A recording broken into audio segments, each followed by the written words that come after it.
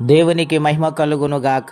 ప్రియులారా, ప్రభునామన మీ అందరికీ వందనములు తెలియచేస్తున్నాను. ఈరోజు ఒక ప్రత్యేకమైన రోజు.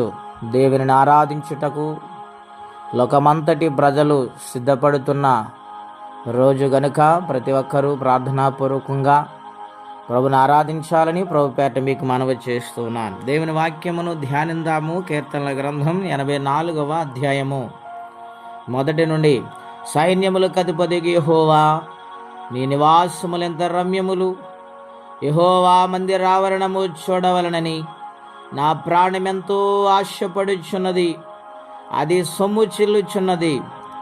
జీవము గల దేవుని దర్శించుటకు నా హృదయమును నా శరీరమును ఆనందముతో కేకలు వేయుచున్నది. సైన్యములకు అధిపతికి యెహోవా, నా రాజా, నా దేవా, నీ బలిపీఠమునొద్ద పిచ్చుకలకు నివాసము దొరికెను. ప్రియులారా, ఉదయకాల సమయములో పరిశుద్ధాత్మ దేవుడు మనందరితో మాట్లాడుచు ఉన్నారు. కీర్తనల గ్రంథము నుండి. ఏమనగా, కీర్తనాకారుడైన దావీదు మాట్లాడుతూ ఉన్నాడు. తన యొక్క జీవితంలో జరిగిన మేలుల కొరకై, తన కష్టాలలో, తన బాధలలో, మరణాపాయ పరిస్థితుల్లో, సకల ఉపద్రవములో కాపాడిన దేవుణ్ణి ఆరాధించాలని ఆయన ప్రాణం ఎంతో ఆశపడి సొమ్ము చెల్లుచున్నదని అంటూ ఉన్నాడు. అవును ప్రియులారా, దేవుని ఆరాధించటములో ఆశపడి మనము సిద్ధపడి ఉండాలి. ఆయన మందిర ఆవరణము చూడవలనని ఎంతగానో తృష్ణగుని ఉండాలని ప్రభుపేట మీకు మనవి చేస్తున్నాను. ఎందుకనగా, పాపి అయిన మానవుడు పరిశుద్ధుడైన దేవుణ్ణి కలుసుకునే స్థలమే దేవుని మందిరం. గనుక దేవుని మందిరములో అడుగుపెట్టడం ఎంతో భాగ్యమండి. ఎటువంటి కష్టమైనా, ఎటువంటి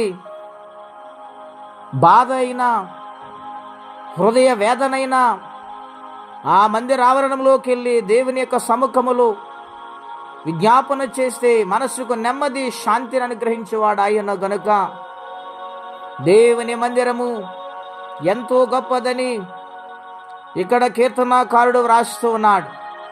ఉన్నతమైన జీవితము పొందుకోవాలంటే ప్రభు సన్నిధిలో పాదాల చెంతకి వెళ్ళి మొర్రపెట్టువారిగా మారినప్పుడు ఆ మందిరములో నుండి మనకు అనేకమైన ఆశీర్వాదాలు, ఆయన కాపుదల, ఆయన తోడు సమృద్ధిగా మనకు అనుగ్రహించబడుతూ ఉంది. ఈ సంగతి గ్రహించిన కీర్తనాకారుడు అంటున్నాడు, జీవితంలో ఇన్నిన్ని మేలులు, ఇన్నిన్ని ఆశ్చర్య కార్యములు, ఇశ్రాయేలు దేశమునికి రాజుగా దేవుడు నన్ను మార్చాడు.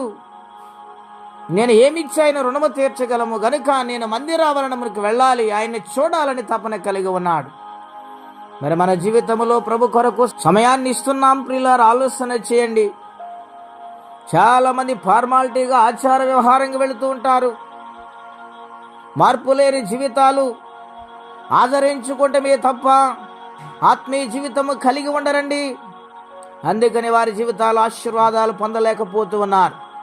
మనమైతే దేవుని సముఖములో ఆధ్యాత్మికంగా బలపడుతూ దేవుని వాక్యము కొరకు మన జీవితాన్ని సమర్పించుకొని, హృదయాన్ని సమర్పించుకొని జాగ్రత్తగా వింటే దైవాశీర్వాదాలు కలుగుతాయి. అటువంటి మనస్సుతో మందిరములో అడుగు పెట్టాలి. ఆ విధముగా దేవుని ఆరాధించాలని కోరుకుంటే మాటలు నేను ముగిస్తూ ఉన్నాను. ప్రార్థన. పరిశుద్ధుడైన మా తండ్రి, ఘనమైన మీ నామం కొరకై స్తోత్రం చెల్లిస్తున్నాము. మీ మహాకనికరము చెప్పున ఈ ఉదయకాల సమయంలో నీ మందిరము ఎంత గొప్పదో, నీ మందిర విశిష్టత ఎంత శ్రేష్టమైందో కీర్తనాకారుడు వ్రాస్తూ వచ్చారు. ఎంతో ఆదరణ, ఎంతో నెమ్మది, సమాధానం అక్కడ ఉన్నదని